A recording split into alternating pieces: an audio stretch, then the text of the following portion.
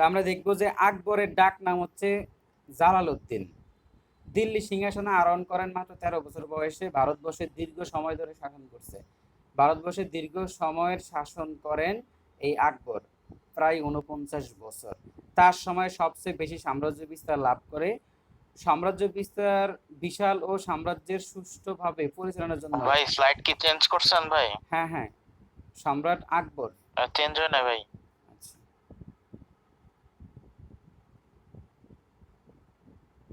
মানে হচ্ছে ভাই যে 13 বছর বয়স পর্যন্ত দেখা যাচ্ছে ভাই। আচ্ছা, সমস্যা নেই।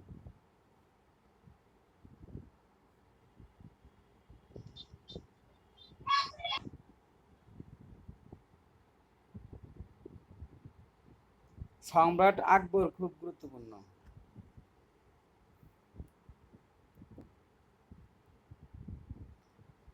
হ্যাঁ, এই যে 13 বছর বয়স, এই লোক আকবর।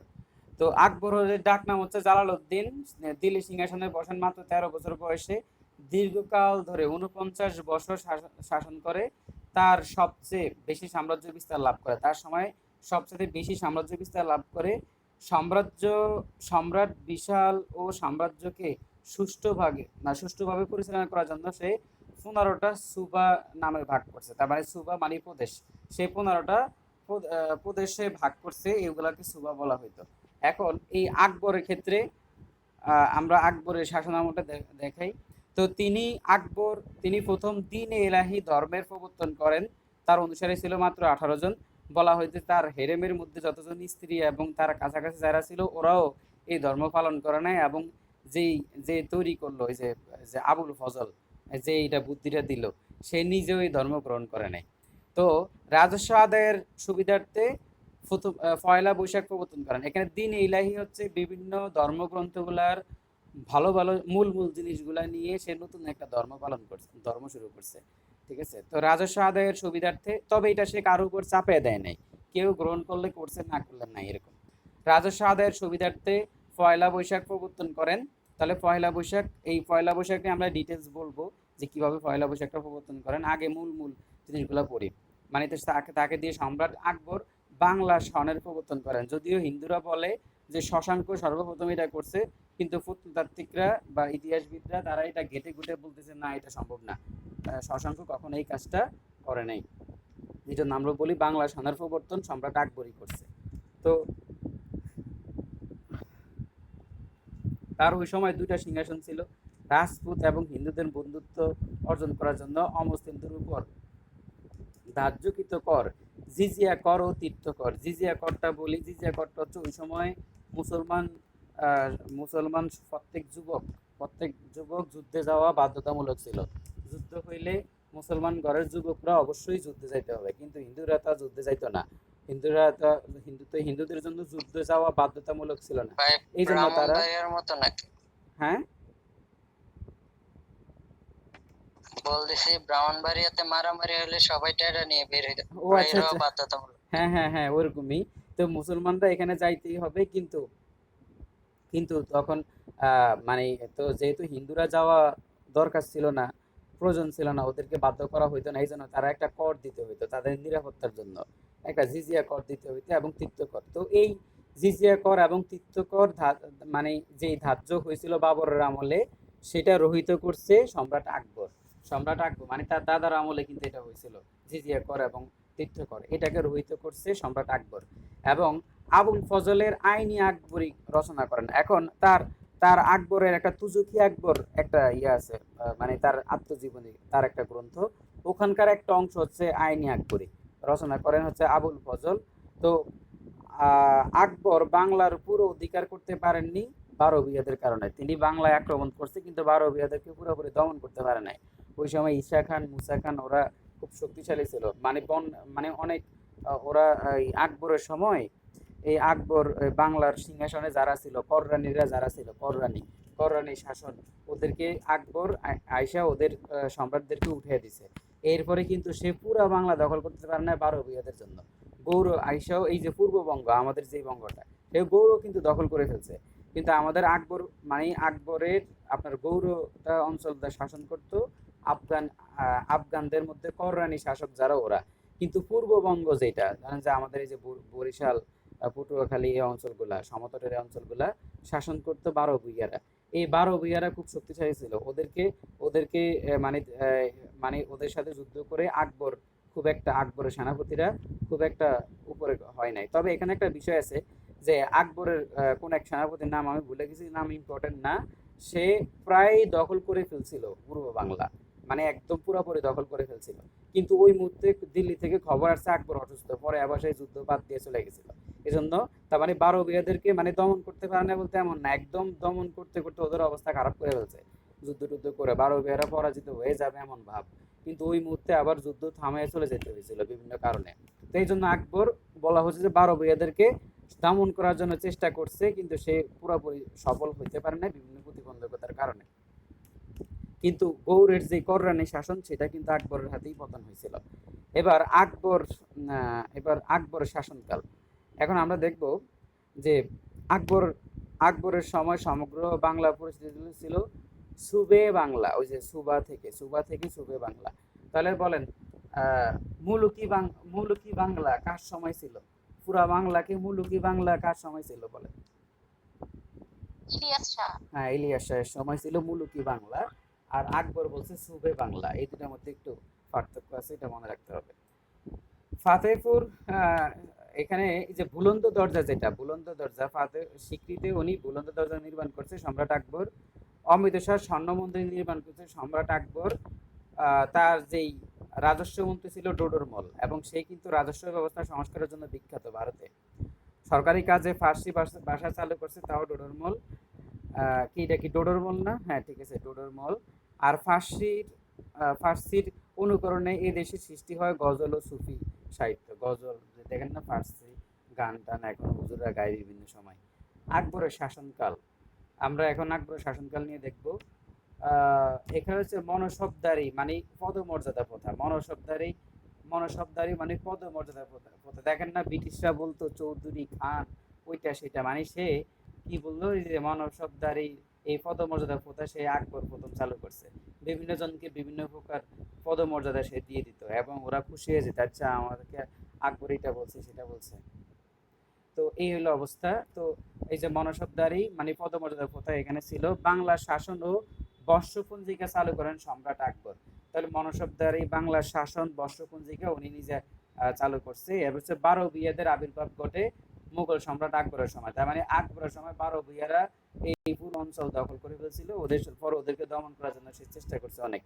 বাংলা সন প্রবর্তন করেন, নববর্ষের প্রচলন করেন, পয়লা বৈশাখ সূচনা করেন 1556 সালে। 1556 সালে, খেয়াল করেন, পয়লা বৈশাখ শুরু হয়েছে 1556 সাল থেকে পয়লা বৈশাখ শুরু হয়েছে। এইটা হচ্ছে তার আকবরের কি বলা যায়, যেই সময় সে সিংহাসনে বসছে 1556 সাল, সেই সময় থেকেই এটা পয়লা বৈশাখের সূচনা হয়েছে। এই পয়লা বৈশাখে আমরা কথা বলবো কিভাবে হয়েছিল এটা। সম্রাট আকবরের সমাধি স্থান হচ্ছে সেকান্দা আগ্রা, ভারত। সেকান্দা আগ্রা, ভারতে। এগুলো হচ্ছে তার শাসনকাল। খুব গুরুত্বপূর্ণ পয়েন্টগুলো আগে বলে যাচ্ছে, এবার আমরা ডিটেলস একটু ঢুকবো। তো আইনে আকবরী ছিল আবুল ফজল। এই যে আইনে আকবরী, এটা দেখা যাচ্ছে কভার পেজ। আকবরের এই আইনে আকবরী লেখছে আবুল ফজল। আকবরের সময় একজন গায়ক ছিল, তাকে বলা হইলো বুলবুলি হিন্দ। তাকে বলা হইতো বুলবুলি হিন্দ, মানে তানসেন। তার নাম হচ্ছে গায়ক ছিল তানসেন। তাহলে বলেন ভারতের তোতা পাখি কাকে বলা হইতো? আমির খুসরো। ভারতের তোতা পাখি বলা হইতো আমির খুসরোকে। এখন আমির খুসরো কার আমলে ছিল দিল্লিতে? বলেন কার সিংহাসন অলঙ্কৃত করছে? ভারতের তোতা পাখি আমির খুসরো। রক্তপাতের জন্য বিখ্যাত কে ছিল? রক্তপাত এবং কঠোর নীতির জন্য।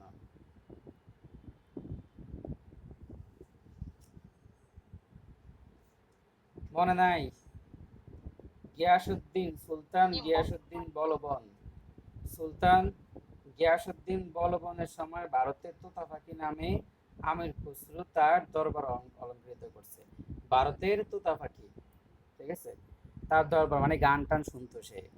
গিয়াসুদ্দিন বলবন, বললাম তো গিয়াসুদ্দিন বলবন ছিল খুবই সাহস আর রাগী, ঠিক আছে। তো গিয়াসুদ্দিন বলবনের সময় ভারতের তোতা পাখি পরিচিত যা আমির খুসরো, সেই ছিল ওখানে।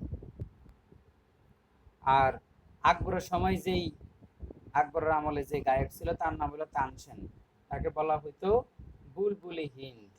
আর ওটাকে বলতো ভারতের তোতা পাখি, এটাকে হলো বুলবুলি বুলবুলি বুলবুলি হিন্দ বলা হইতো তানচনকে। ওই যে দেখেন গান টান গাইতেছে। আর আকবরের আমলে একজন কৌতুক অভিনেতা ছিল যার নাম ছিল বীরবল। এই যে বীরবল। এখন এই যে ফাতেহপুর স্বীকৃতি বুলন্দ দরজা, দেখেন এই যে হলো বুলন্দ দরজা, কে নির্মাণ করে বুলন্দ দরজা? সম্রাট আকবর। আর বীরবল তার সময় কৌতুককার ছিল। তারপরে অমৃতসর স্বর্ণ মন্দির নির্মাণ করে কে? সম্রাট আকবর।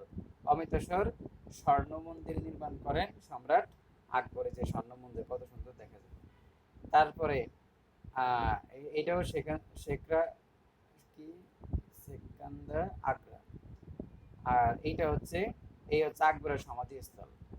ভারতের সম্রাট আকবরের সমাধিস্থল হচ্ছে এটা। তাহলে স্বর্ণ মন্দির, আরেকটা হচ্ছে বুলন্দ দরজা, বুলন্দ দরজা নির্মাণ করেন আর সম্রাট আকবর। তাহলে বুলন্দ দরজা এবং স্বর্ণ মন্দির এই দুটাই নির্মাণ করেন সম্রাট আকবর। এইটা হলো আকবরের সমাধি।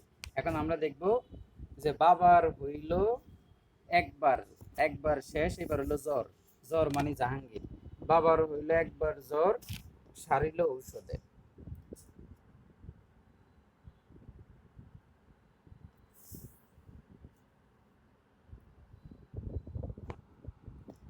এবার আমরা জাহাঙ্গীরকে নিয়ে পড়ি। তো জাহাঙ্গীরের ডাক নাম হচ্ছে সেলিম। তো শাসনকাল হচ্ছে, কি স্লাইড দেখা যাচ্ছে?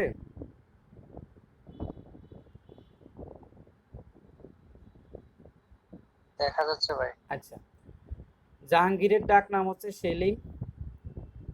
তো শাসনকাল হচ্ছে 1605 থেকে 1627।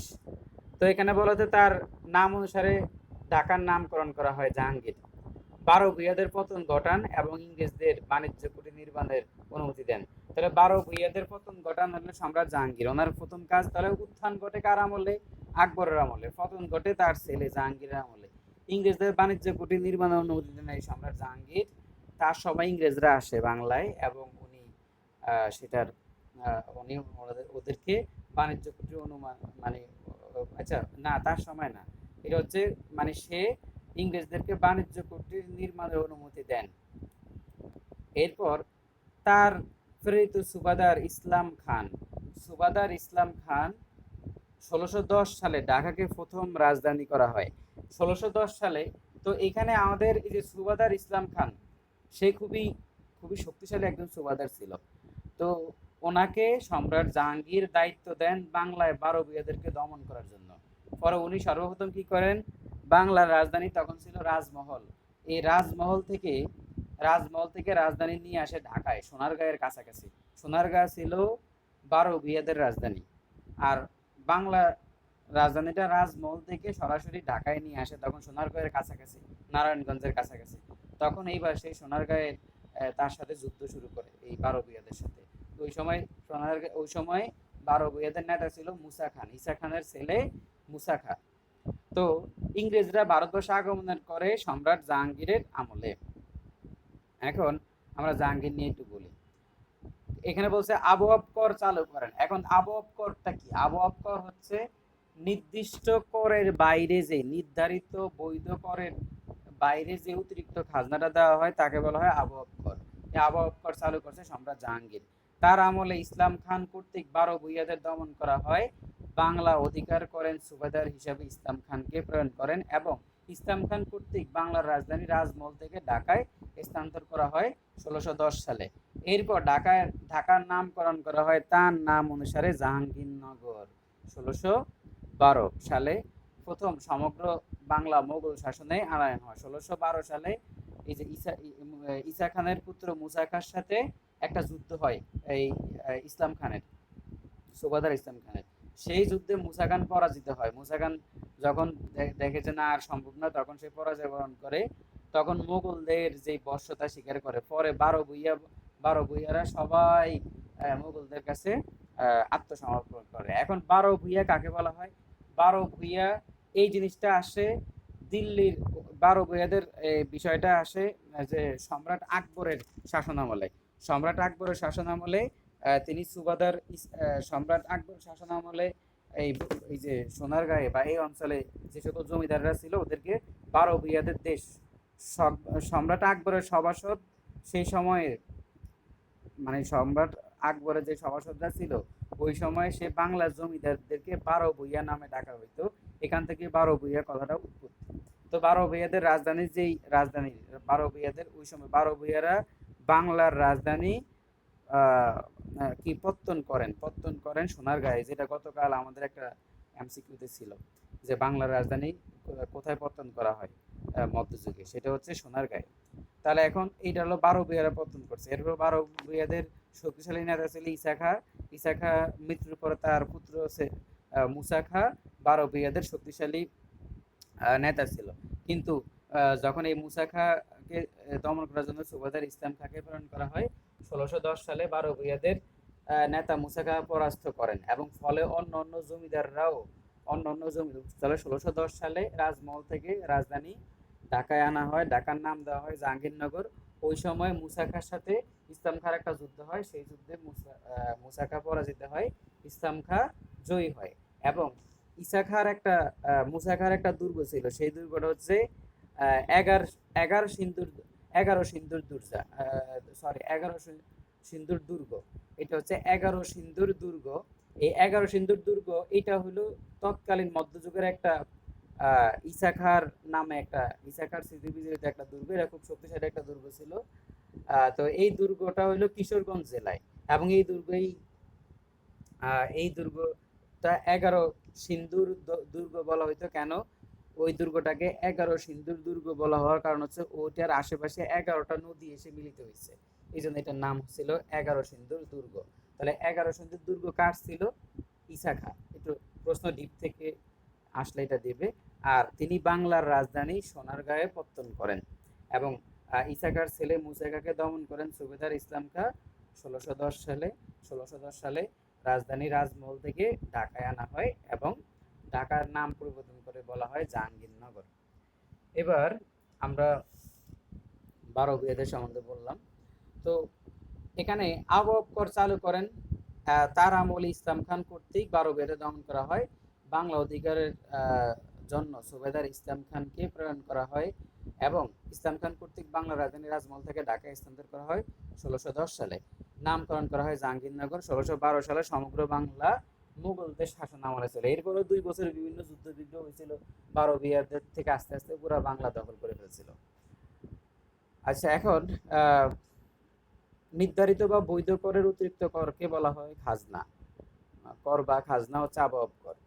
এখন সম্রাট জাহাঙ্গীরের আত্মজীবনীমূলক গ্রন্থ হচ্ছে তুজুকি জাহাঙ্গীর। এই হচ্ছে মেহেরুন্নেসা।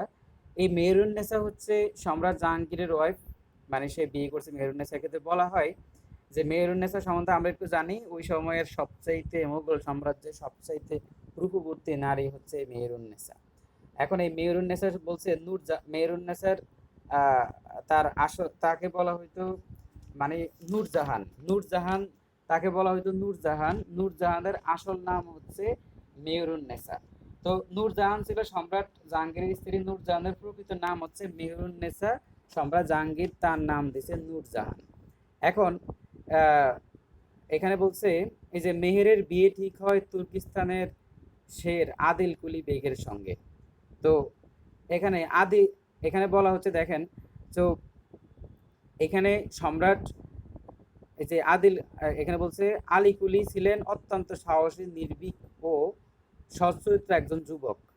তো একদা খালি হাতে বাঘ মারার জন্য তার নাম হয় শের আফগান। মানে দেখেন এখানে হচ্ছে শের আলী কুলি সে খালি হাতে বাঘ মেরে ফেলছে। এটা নাইস টু নো, মানে জানা থাকলে ভালো। এরকম শোনা যায় মেহের একবার যুবরাজ সেলিমের নজরে পড়েন। এই যে এখানে এইটা হচ্ছে মেহেরুন্নেসা, মানে যাকে নূরজাহান বলা হলো। তো ওই সময় যুবরাজ ছিল সেলিম। তো সেলিম ছিল কি জাহাঙ্গীর, তাই না? জাহাঙ্গীরের ডাক নাম ছিল সেলিম। তো জাহাঙ্গীরের বাবা ছিল কি সম্রাট আকবর। তো এখন এই যে যখন যুবরাজের চোখে যখন সে পড়ে, সেলিম অমনি খেপে উঠলো মেহেরকে বিয়ে করার জন্য। তার মানে সেলিম তার মানে কি বলে যুবক বয়সে এই মেহেরের প্রেমে পড়ে। তো এরপর মানে বিয়ে করার জন্য চায়, কিন্তু বাদশাহ আকবর তার এর কাছে আরজি আচ্ছা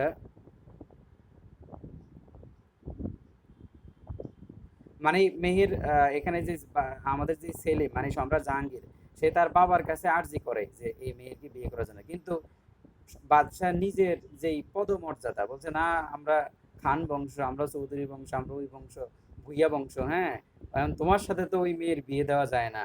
এখন সে এই যে তার বংশ পদমর্যাদার কথা ভেবে সেলিমকে নিষেধ করে এবং আলীকুলির সঙ্গে মেয়ের বিয়ে দিয়ে দেন। তার মানে এই যে আলীকুলি যে ছিল মানে আলীকুলি আফগান তুর্কিস্তানের, এই তুর্কিস্তানের আলীকুলির সাথে মেয়ের বিয়ে দিয়ে দেয় ওই সম্রাট আকবর। নিজের ছেলের সাথে মেয়ের বিয়ে দেয় না, কারণ বংশ মর্যাদা নিয়ে সমস্যা। তা এখন সম্রাট সেলিম আর কি করবে, সে তার কিছু করার নাই। কিন্তু এখানে মেয়ের বিয়ে হয়ে যায় আপনার শের আলীর সাথে। এখন মেয়ের বয়স তখন 16, তার মানে 16 বছর বয়সে এই সেলিম মানে জাহাঙ্গীর এই মেয়ের প্রেমে পড়ছিল, কিন্তু তার বাবা এই প্রেম মাইনে নেয় নাই, বিয়ে দিয়ে দিছে এখানে তুর্কিস্তানের শের আলীকুলির সাথে। তো বিয়ের পর স্বামীর সঙ্গে চলে যান সে বর্ধমান। তার মানে এই দিকে আর সেলিম তো আর তখন সে তো যুবরাজ, সে রাজ্য বিস্তারে ব্যস্ত। তো সে আর আর খোঁজ খবর নাই, এই মেয়ের সাথে আর যোগাযোগ নাই। তো শেরের মৃত্যুর পর ওই যে শের আলীকুলি তার মৃত্যুর পর মেহেরকে আগ্রাতে নিয়ে আসা হয়। পরে শের যখন মারা যায় তখন মেহেরকে আবার আগ্রাতে নিয়ে আসে, তখন তার বয়স 33 বছর। ওই বয়সেও তিনি অপূর্ব রূপসী ছিলেন, মানে ওই বয়সেও সে খুব সুন্দরী ছিল। তো মোগল হেরেমের থেকে দীর্ঘ 4 বছর সম্রাটকে দেখেননি তিনি। তার মানে মোগল হেরেম, হেরেম মানে যেখানে মোগলের যেই মোগল বাদশাদের যে সিংহাসন মানে মানে যে রাজপ্রাসাদ, এই রাজপ্রাসাদে তিনি থাইকেও দীর্ঘ 4 বছর তিনি সম্রাটকে দেখেন নাই। এই মেহেরুন্নেসাকে লুকিয়ে রাখা হয়েছে, সে দেখেন নাই সম্রাট সেলিমকে মানে জাহাঙ্গীরকে। এরপর তারপর আর পালালেন না সম্রাটকে, সরি মানে মানে সম্রাট যখন এই আবার যখন সে জানলো যে মেহেরুন্নেসাকে আবার নিয়ে আসা হয়েছে মানে হেরেমের মধ্যে যখন আনছিল, এটা যখন সে জানছে তখন আর এই সম্রাটকে আর ফেরানো যায় নাই। সে এই 37 বছর বয়সে, তার মানে দেখেন তখন তার বয়স 37, 33 বছর বয়সে নিয়ে আসছে, এখন তার বয়স 37। এই 37 বছর বয়সে জাহাঙ্গীর তার নাম দিলেন নূরজাহান, এবং তাকে আবার জগতের আলো, নূরজাহান মানে জগতের আলো, এবং 37 বছর বয়সে সে এই মেহেরুন্নেসাকে বিয়ে করলো নূরজাহান। তাহলে এখন কি সম্রাট সেলিম কি শুধু একটা বিয়ে করছে, না, তার আরো অনেক স্ত্রী ছিল। পরে সে তার সাবেক প্রেমিকাকেও বিয়ে করছে। আচ্ছা যাই হোক, কিন্তু এখনকার যুগে তো সম্ভব না। আচ্ছা, তাহলে আগ্রার দুর্গ, এখানে আগ্রার দুর্গ হচ্ছে আকবর থেকে আসছে আওরঙ্গজেব। তাহলে আগ্রার দুর্গ মানে আকবর থেকে থেকে আওরঙ্গজেব পর্যন্ত।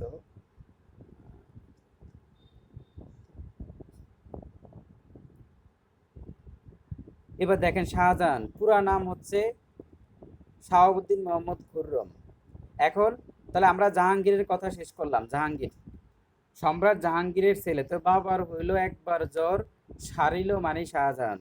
এ দেখেন শাহজাহান মানে পুরো নাম, ওনার পুরো নাম হচ্ছে শাহাবুদ্দিন মোহাম্মদ খুররম। তাকে বলা হয় প্রিন্স অফ বিল্ডার্স।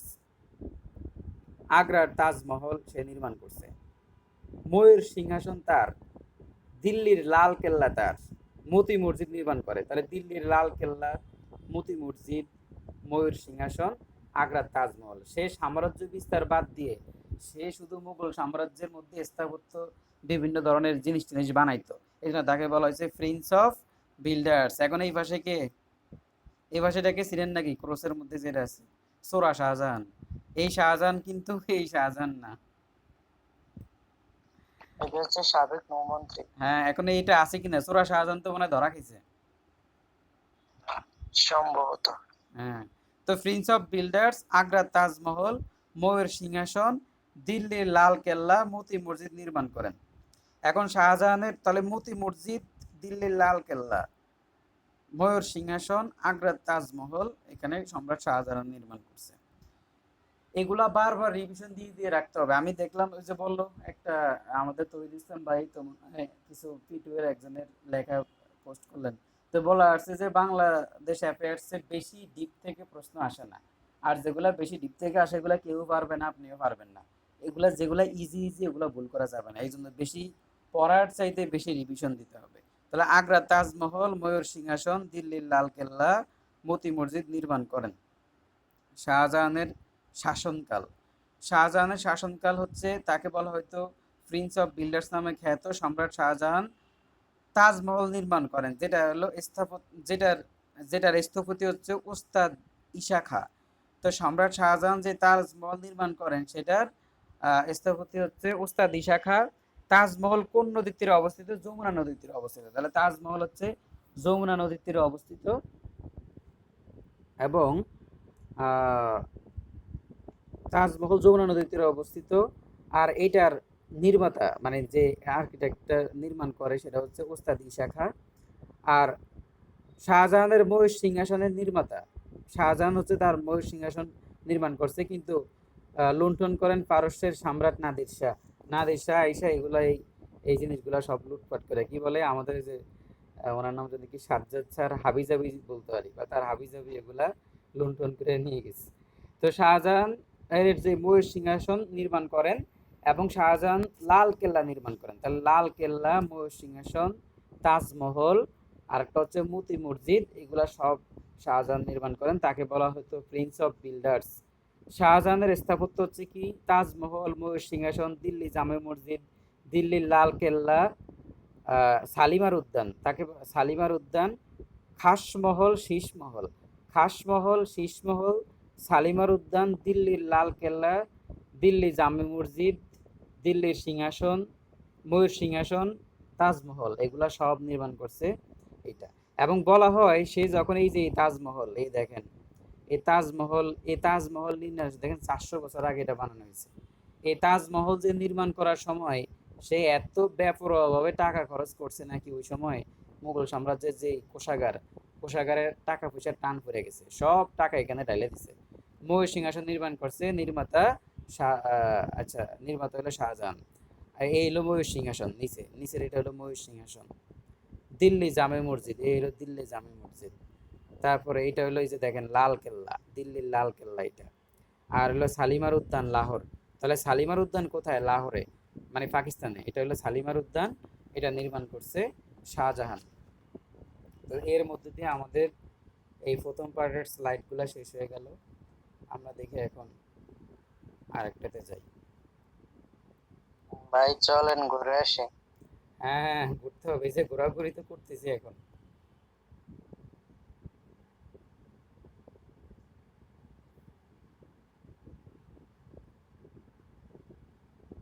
ভাই এটা কি ক্লাস রেকর্ড হয়? হ্যাঁ, ক্লাসটা রেকর্ড হচ্ছে। তবে সমস্যা হচ্ছে আপনি স্লাইড পরে দেখবেন না, স্লাইডটা এখন দেখা যাচ্ছে, রেকর্ডে আপনি স্লাইড দেখবেন না। ও আচ্ছা, একজনে মেসেজ করছিল তো কারেন্ট নেই, ক্লাস ওই রেকর্ড আদরি করি। আপু।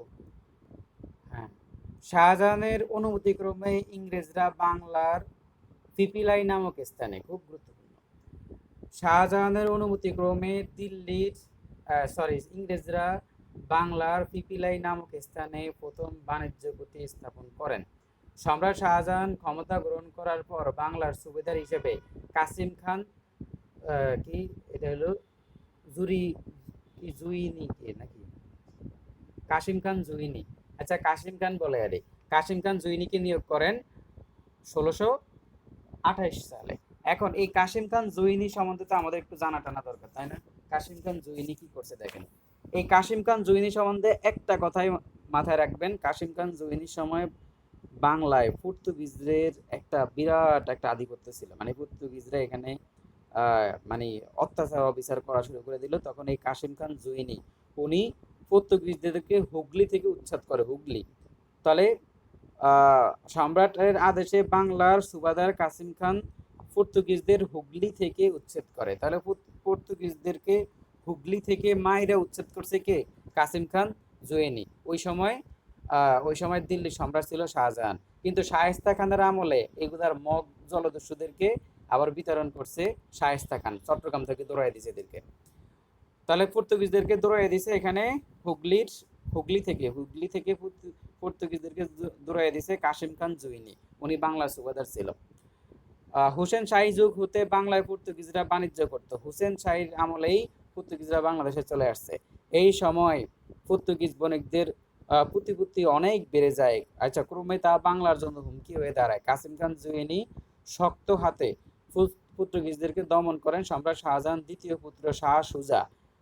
তাহলে সম্রাট শাহজাহানের দ্বিতীয় পুত্র শাহ সুজা, যুবরাজ শাহ সুজা ১৬৩৮ সালে বাংলার রাজধানী ঢাকা থেকে রাজমহলে স্থানান্তর করেন। তার মানে দেখেন, আমরা দেখলাম রাজমহল থেকে সুবেদার ইসলাম খাঁ, জাহাঙ্গীরের সুবেদার ইসলাম খাঁ ১৬১০ সালে রাজমহল থেকে রাজধানী ঢাকা স্থানান্তর করছে। আবার ১৬৩৮ সালে এই যে সম্রাট শাহজাহানের সম্রাট শাহজাহানের ছেলে, সম্রাট শাহজাহানের ছেলে না, এই যে ছেলের কথাই তো বললো, সম্রাট শাহজাহানের তার দ্বিতীয় পুত্র, মানে সম্রাট শাহজাহান। ভাই হ্যাঁ সম্রাট শাহজাহানের 4 ছেলে, হ্যাঁ হ্যাঁ সম্রাট দারা সুজা শাহজাহানের, আওরঙ্গজেব। হ্যাঁ আচ্ছা, সম্রাট শাহজাহানের দ্বিতীয় পুত্র যেটা, সেই সেই শাহ সুজাকে বাংলায় সুবাদার হিসেবে পাঠাইছে। এই শাহ সুজা এসা অকাজ একটা করে ফেলছে। সে ১৬৩৮ সালে রাজধানী ঢাকা থেকে আবারও রাজমহলে নিয়ে যায়। ঠিক আছে, পরে আমরা দেখবো রাজমহল থেকে আবার কে আনে, সেটা আমরা সামনে দেখবো। তো আমরা দেখলাম রাজধানী এখন কোথায়, বাংলার রাজধানী এখন কোথায়, রাজমহলে। আমরা এখন রাজমহলের কথাবার্তা বলতেছি। ঢাকা থেকে রাজমহলে স্থানান্তর করেন এবং ১৬১৫ সালে বাংলায় ইংরেজদের বাণিজ্য করার সুযোগ দেন। তাহলে বাংলায় ইংরেজদেরকে বাণিজ্য করার সুযোগ দেন কত, ১৬১৫ সালে। ১৬১৫ সালে বাংলায় ইংরেজদেরকে বাণিজ্য করার সুযোগ দেন। আচ্ছা, তিনি চকবাজারের বড় কাটরা ও ধানমন্ডির ঈদগাহ মাঠ নির্মাণ করেন। তাহলে এখানে শাহজাহানের দুইটা নির্মাণ খুব, সেটা হচ্ছে চকবাজারের বড় কাটরা আর ধানমন্ডিতে ঈদগাহ নির্মাণ করছে। তাহলে ধানমন্ডির ঈদগাহ সম্রাট শাহজাহান, আর আরেকটা জিনিস নির্মাণ করছে সেটা হচ্ছে চকবাজারের বড় কাটরা, তাই না? দেখতে চকবাজার মসজিদের ইমাম, মনে আছে ডায়লগ এটা?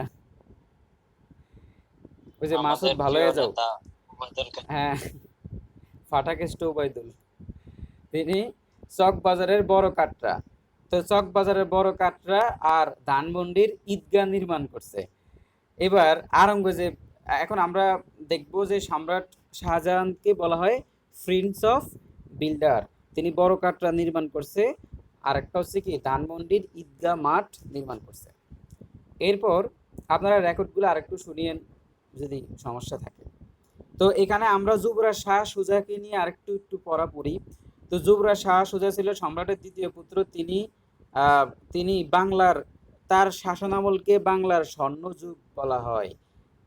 এই শাহ সুজা ১৬৪২ সালে উড়িষ্যার প্রদেশকেও সুজার অধীনে নিয়ে আসে। তার মানে সুজা বাংলায় এসে উড়িষ্যা, যেটা ভারতের, এই ভারতের উড়িষ্যাকেও সে নিজের মধ্যে নিয়ে আসছে, বাংলা মানে উড়িষ্যাকেও দখল করছে, উড়িষ্যা মোগল সাম্রাজ্যের মধ্যে চলে আসছে, এটা তার উল্লেখযোগ্য বিষয়। তাহলে সে উড়িষ্যা থেকে, মানে উড়িষ্যা কে মুঘল সাম্রাজ্যের অধীনে নিয়ে আসছে। তিনি বড় কাটরা মসজিদ নির্মাণ করেন। তাহলে এখন বড় কাটরা, এই যে আমরা খেয়াল করেন যে বড় কাটরা যেটা চকবাজারের যে বড় কাটরা বলা হচ্ছে, চকবাজারের বড় কাটরা নির্মাণ করছে এবং বড় কাটরা এবং ধানমন্ডির ঈদগাহ মাঠ নির্মাণ করছে যুবরাজ শাহ সুজা। তাহলে চকবাজারের যে বড় কাটরা নির্মাণ করছে কে, শাহ সুজা। ধানমন্ডির ঈদগাহ মাঠ নির্মাণ করছে কে, শাহ সুজা। এখন এই শাহ সুজা ছিল একটু পাগলা টাইপের, একজন ইংরেজ চিকিৎসক তার যে কন্যাকে রোগ মুক্তি করছে, মানে তার চিকিৎসায় কন্যা রোগ মুক্ত হয়েছে। এই খুশিতে সে ইংরেজদেরকে মাত্র বার্ষিক ৩,০০০ টাকার বিনিময়ে বাণিজ্য করার সুযোগ দিয়েছে। মানে বলছে তোমরা মাত্র ৩,০০০ টাকা দিলেই হবে। মানে তার মেয়েকে সুস্থ করে দিয়েছে। এই পাগলা কি করছে, মাত্র ৩,০০০ টাকার বিনিময়ে ইংরেজদেরকে বাণিজ্য করার সুযোগ দিয়ে দিছে। তো এটা কত সালে, এটা হচ্ছে ১৬৫১ সালে। তাহলে বাণিজ্য করার, মানে ৩,০০০ টাকার বিনিময়ে বাণিজ্য করার সুযোগ দিছে। আচ্ছা, এরপরে তিনি ঢাকা থেকে রাজমহলে নিয়ে যায় রাজধানী। সম্রাট শাহজাহানের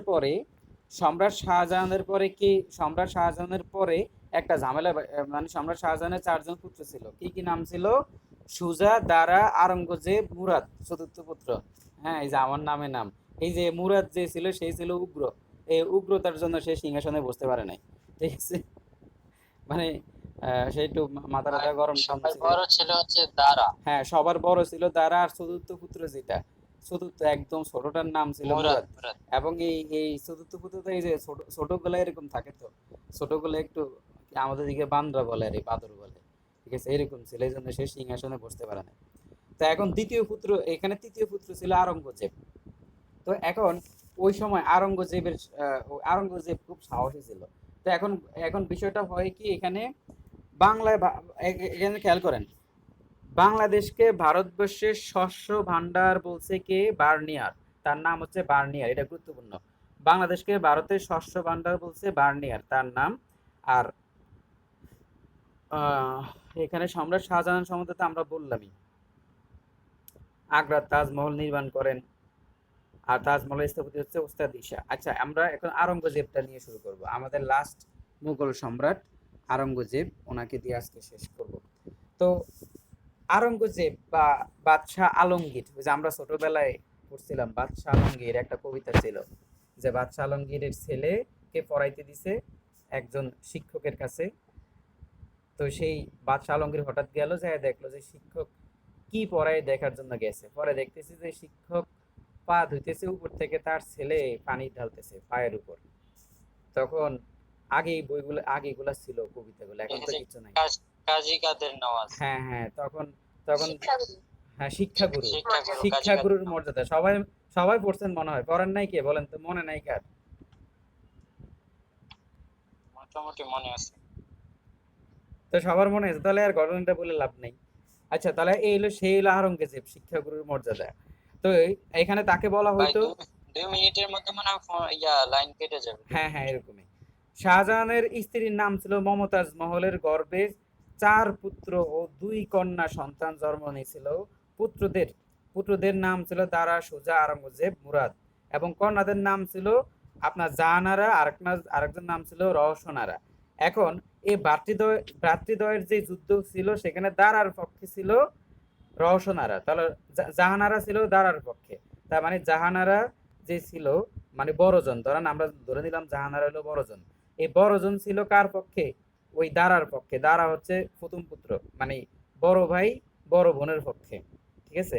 আর ছোট যে বোন রওশনারা, সে ছিল আওরঙ্গজেবের পুত্রে, আওরঙ্গজেবের পক্ষে। ভাই আর মূলত বড়জন কিন্তু যোগ্য ছিল না। হ্যাঁ, বড়জন যোগ্য ছিল না, এখানে আওরঙ্গজেবই যোগ্য ছিল। আর মুরাদ তো ছিল উগ্র, ঠিক আছে, তার কথা তো এখানে আর আসে নাই। তাহলে এখন ভ্রাতৃ ভ্রাতৃদ্বয়ের আর এখানে আমাদের যেই সুজা ছিল, শাহ সুজা, সে তো বাংলায় বসে আছে। শাহ সুজা কিন্তু ওই সময় বাংলার সুবাদার হিসেবে আছে। তো ভ্রাতৃদ্বয়ের এবার যুদ্ধের পর যুদ্ধে অপর ভাইদের পরাজিত করে আওরঙ্গজেব দিল্লির সম্রাট হন। সম্রাট শাহজাহান তার পুত্র আওরঙ্গজেবকে যোগ্যতার স্বীকৃতি স্বরূপ আলমগীর নাম উপাধি দেন, আলমগীর নামক তরবারি দেন। তার মানে এই যে সে যে যোগ্য ছিল, এই যোগ্যতার জন্য তাকে আলমগীর নামক তরবারি দেন। তাহলে যে আওরঙ্গজেবকে আওরঙ্গজেবের নাম আলমগীর হলো কেন? তাকে আলমগীর নামক একটা তরবারি সেখানে তাকে দেওয়া হয়েছিল।